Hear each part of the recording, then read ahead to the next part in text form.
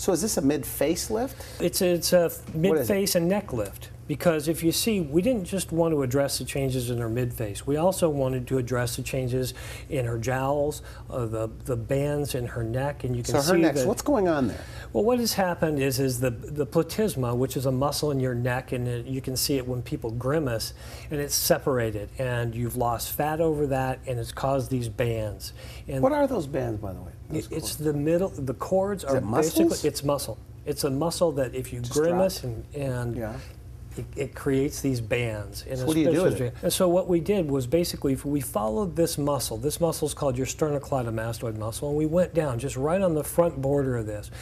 And to do this well, you really have to transect it low, because if you transect it high, what happens is you get this visible line where you transected the muscle. By going down low, and you only come across basically this much of it down low, because those two muscles are a V that come together, and you get not a visible line. Where do you hide the incisions?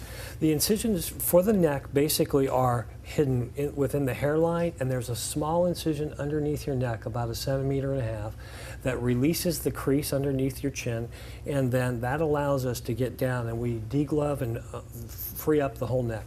The interesting thing is really the neck is, I think, one of the most underappreciated areas of facial aging, and cleaning up the neck will make you look much, much younger. And in fact, I think women notice two things. They notice their eyes, and they notice their jowls and neck.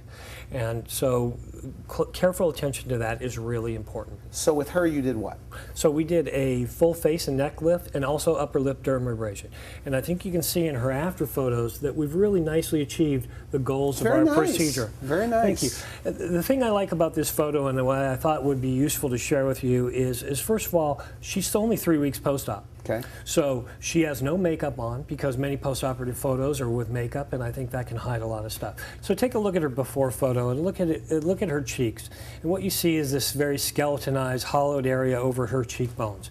So now, under her eyes, she was getting underneath her eyes. Yes, she's hollow, and she's hard and mean looking, and angular and skeletal.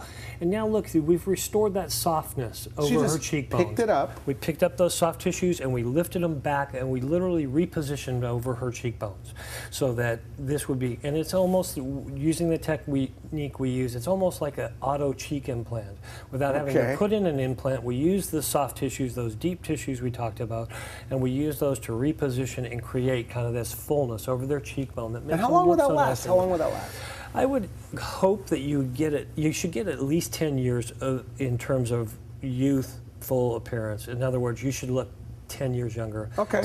And in some patients, I think up to 20 years. And so you picked up her mid-face. Absolutely. So the before and after. Right. And then in the after her, these, you call them nasal labial folds. And compare the nasolabial folds in her preoperative photos. That's the lines around the mouth? Yes, yes, the lines around her mouth, from her nose down to the corners of her mouth. What about her brows? Did you do anything to her brows, her eyes? We did look not, a little different. yeah, we didn't really, and she didn't need anything. Now, one of the things that the SMAS procedure that I do does, it does help reposition the tissues over the lower lids. And so we've done, and it softens it up, and it'll give about a 30% improvement in your lower lids without even doing anything to the lower lids.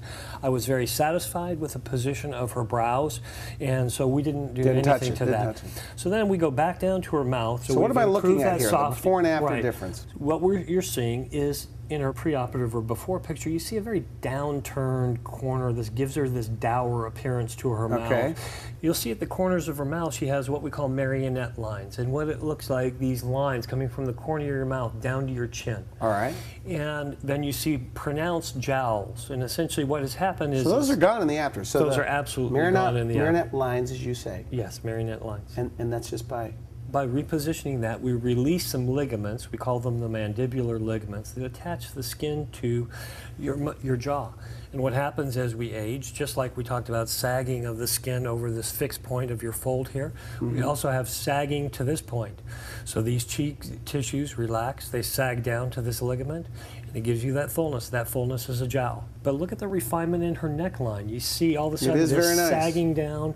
She's kind of got this boxy jawline, and now her jawline is soft. It's youthful. Well, she definitely looks prettier in the after, but she looks about 5, 10 or more years younger. Oh, I think she looks younger than that. I think she looks about 15 years younger.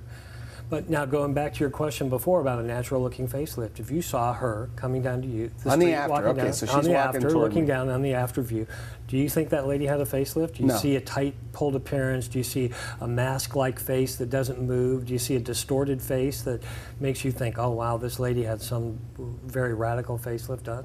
Now, just suppose that she went to, let's say, a Medi-Spa. Nothing against Medi-Spas, by the way. Like a medical spa.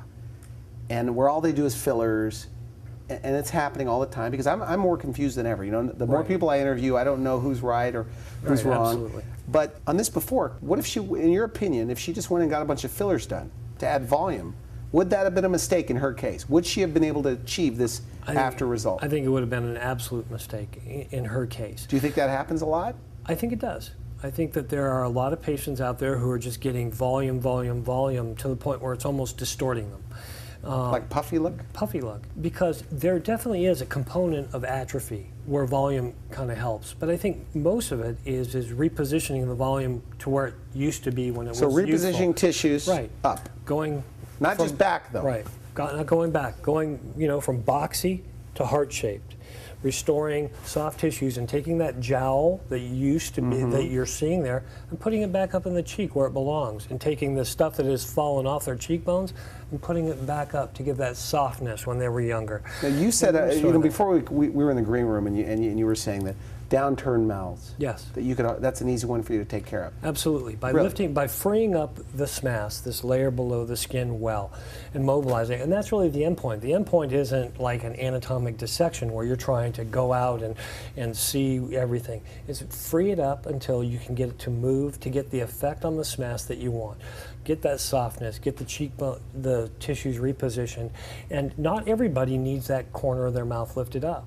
But in the patients who do, it's a huge deal when you can achieve that, and it really turns their face around. The fact that you're a head of plastic surgery at Children's Hospital and you have this craniofacial background, does that make you more aggressive with the face? I mean, where you have less fear?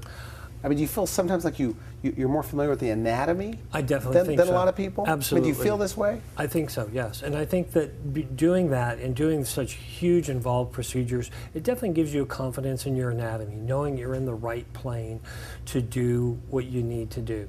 Okay. And that background certainly really helps, especially around the mid-face and the eyes, which is where craniofacial surgery, where craniofacial surgery, where craniofacial surgery, where craniofacial surgery, where craniofacial surgery, where craniofacial surgery, where craniofacial surgery, where craniofacial surgery, where craniofacial surgery, where craniofacial surgery, where craniofacial surgery, you're in the worst, you're in the worst, you're in the worst, you're in the worst, you're in the worst, you're in the worst, you're in the worst, you're in the worst, you're in the worst, you're in the worst, Anatomy?